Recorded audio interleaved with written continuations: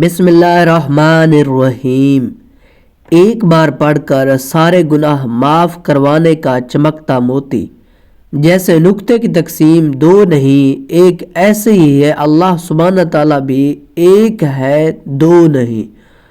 بعض صوفی کرام سے منقول ہے کہ جو کچھ پہلے تمام کتابوں میں تھا وہ سب کچھ قرآن پاک میں آ گیا، اور جو کچھ کلام پاک میں ہے وہ سب سورہ فاتحہ میں آ گیا، اور جو کچھ بسم اللہ شریف میں ہے وہ بسم اللہ شریف کے بے میں آ گیا۔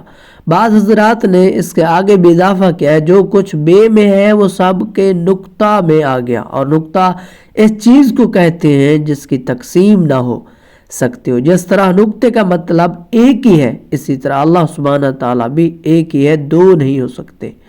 اور بعض حضرات نے اور اضافہ کیا ہے کہ اللہ تعالیٰ نقطہ نواز ہے۔